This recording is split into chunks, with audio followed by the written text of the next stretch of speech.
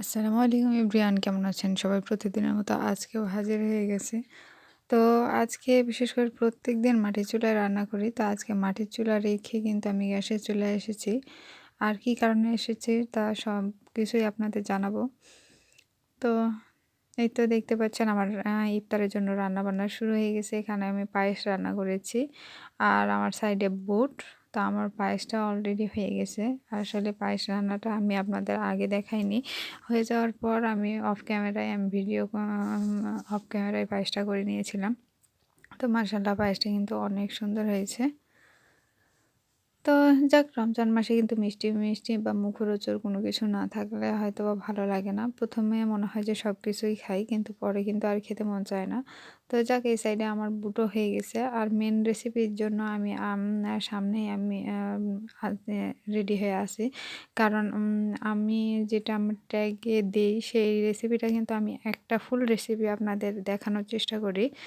তো যাক, এই তো দেখতে পাচ্ছেন আমার পুঁই শাক ভাজাও আমার রেডি হয়ে গেছে। তো আসলে আজকে আমার গ্যাসের চুলায় আসার কারণ হলো আমার শাশুড়ি যেহেতু বাড়িতে নাই, আমার চুলার পাড়ে সেইরকমভাবে খড়িও নাই। যার কারণে আজকে আমি গ্যাসের চুলায় আসছি। তো এখানে আমি বুট দিয়ে ডাল রান্না করব। আজকে আমার মেন রেসিপিই হলো বুট দিয়ে ডাল রান্না করা।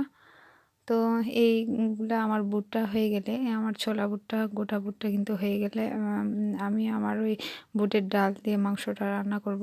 তো কেমন হবে অবশ্যই জানাবেন। আর আমার চ্যানেলটা যারা নতুন নতুন অবশ্যই আমার চ্যানেলটিকে সাবস্ক্রাইব করে দিবেন। আর যারা পুরাতন আপু ভাইয়া আছেন অবশ্যই আমার ভিডিওতে লাইক দিয়ে অবশ্যই কমেন্ট করবেন, কারণ কমেন্টের আশায় আমি অল টাইমই বসে থাকি। যখনই আমার একজন বন্ধু যখন বা একজন ভিউয়ার্স যখন আমাকে কমেন্ট করে, তখন আমার কিন্তু খুব ভালো লাগে। তো আপনাদের কমেন্টের আশায় বসে আছি। তো এই তো আমার রান্নাও শুরু এই সাইডে।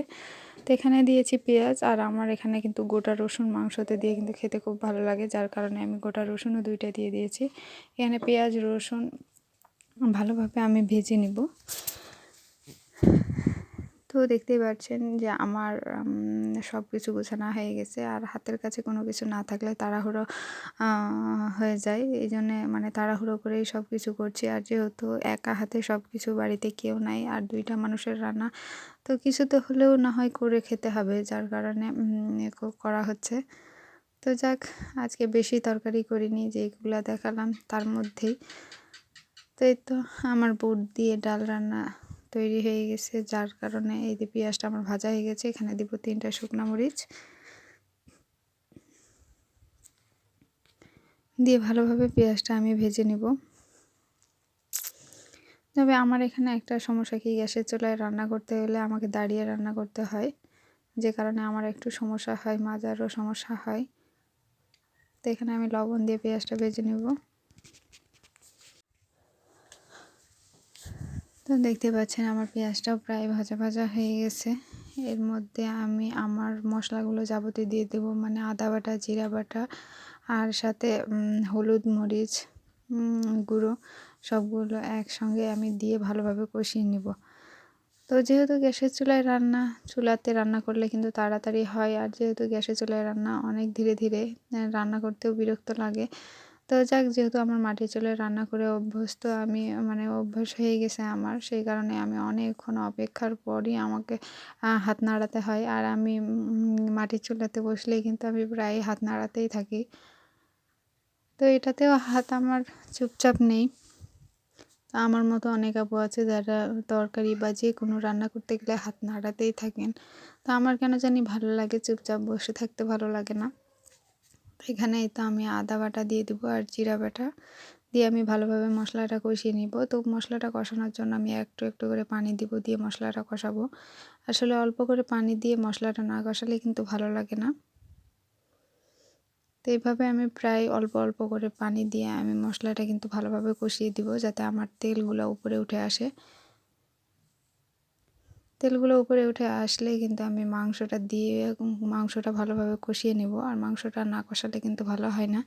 মাংসটা কষানোর পর আমি প্রেসার কুকার দিয়ে আমি ভালোভাবে সিদ্ধ করে নেব। দেখতে পাচ্ছেন অল্প অল্প করে পানি দিয়ে আমি আমার মশলাটা কষিয়ে দিচ্ছি, যাতে লেগে না যায়। কারণ আমার মাংসটা ফ্রিজিং মাংস, এই জন্য আমি বেশি করে মানে প্রেশার কুকারে রান্না করছি। আপনারা প্রেশার কুকারে না রান্না করে আপনারা মাটিতেও হাঁড়িতেও রান্না করতে পারেন বা চুলাতেও রান্না করতে পারেন। তো এই সাইডে আমার মশলাটা কষানো হয়ে গেছে আর তেলগুলো উপরে ভেসে আসছে, দেখতেই তো পাচ্ছেন। তো আর একটু পানি দিয়ে আমি ভালোভাবে কষিয়ে নিব। তো প্রেশার কুকারে দিলে একটা ভালো হয় কি, সবগুলো কিন্তু সুন্দর হয়ে সিদ্ধ হয়ে যায় আর খেতেও কিন্তু ভালো লাগে। তো যেহেতু মাংসগুলো আমার ফ্রিজিং, সেহেতু প্রেশার কুকারে দিচ্ছি যাতে আমার মাংসগুলো সুন্দরভাবে সিদ্ধ হয়ে যায়। তো এখানে আমার মাংসগুলো দিয়ে আমি ভালোভাবে কষিয়ে নিব। প্রথমে কিন্তু আমি কিছুক্ষণ কষাবো, প্রায় 5 থেকে 7 মিনিট। কষানোর পরই কিন্তু আমি পানি দিব। তো যেহেতু আমি এখানে বেশি মাংস নিইনি, আমার অল্প মাংস আছে আর অল্প মাংস দিয়ে রান্না করব আমি। যেহেতু রোজা রমজানের দিন অত বেশি খাওয়া যায় না আর নষ্ট হয় সব প্রায় জিনিসগুলো, যার কারণে আমি অল্প করেই রান্না করছি। তো এখানে আপনারা বেশি করেও রান্না করতে পারেন, সমস্যা নেই। এই তো আমার মশলাগুলো সহ আমার মাংস কষানো হয়ে গেছে। তো এই তো দেখতে পাচ্ছেন, আসলে আমার বাবু এখানে আমার বিরক্ত করতে শুরু করছে, যেখানে ভয়েস দিতে আমার একটু সমস্যা হচ্ছে। তো যাক, যেহেতু গ্রামের মেয়ে আর গ্রামেরই আমার মাটির চুলায় রান্না করে অভ্যাস, সেই হিসেবে কিন্তু গ্যাসের চুলাতে আমার একটু দেরি হয়। তো এই তো আমি পানি দিয়ে দিয়েছি, পানি দিয়ে আমি ভালোভাবে মাংসটা সিদ্ধ করে নিব। তো এখানে আমার গোটা গোটা রসুন দেখতে পাচ্ছেন, আর রসুনগুলো যখন সিদ্ধ হয়ে যায় তখন কিন্তু খেতে ভালো লাগে। তো আমার মতো কে কে মাংসে গোটা রসুন দিয়ে খেতে ভালোবাসেন অবশ্যই কমেন্ট করে জানাবেন। তো যাক, এই তো আমার প্রেসার কুকারের ঢাকনাটা লাগিয়ে দিয়ে আমি ভালোভাবে সিদ্ধ করে নিব। আর এই তো আমার বুট মানে বুটের ডাল, এই ডালগুলো আমার সিদ্ধ হয়ে গেছে। এবার ডালগুলো আমি দিয়ে ভালোভাবে নাড়িয়ে আবার ঢাকনা দিয়ে 2-3 সিটি দিয়ে দিব। মানে আগে আমি মাংস সিদ্ধ করার জন্য বেশি সিটি দিয়েছি, এবার কিন্তু আমি কম দিব, নাহলে ডালগুলো কিন্তু গলে যাবে। এই জন্য অল্প দেবো। আর যারা প্রেশার কুকার ছাড়া এমনি রান্না করবেন তারা অবশ্যই অল্প নাড়িয়ে অল্প হাতে নাড়িয়ে রেখে দিবেন, নাহলে বেশি কিন্তু গলে গেলে কিন্তু ভালো লাগবে না। তো এই ডালটা কিন্তু আমি 2 থেকে 3 ঘন্টা ভিজিয়ে রেখেছিলাম। ভিজিয়ে রাখার পর ভালোভাবে ধুয়ে কিন্তু এখানে দিয়ে দিয়েছি। তো যাক, আমার ডালটা হয়েও আসছে, তো দেখতেই পাচ্ছেন মাশাআল্লাহ অনেক সুন্দর হয়েছে। তো যেহেতু আমার প্রথম রান্না আর প্রেশার কুকারে দিয়ে আমি প্রথম রান্না করেছি, সেই হিসেবে কিন্তু আমার কাছে কেন জানি ভালো লেগেছে। তো আপনাদের কাছে কেমন লেগেছে অবশ্যই আমাকে কমেন্ট করে জানাবেন। আর ভালো থাকবেন সবাই। আল্লাহ হাফেজ।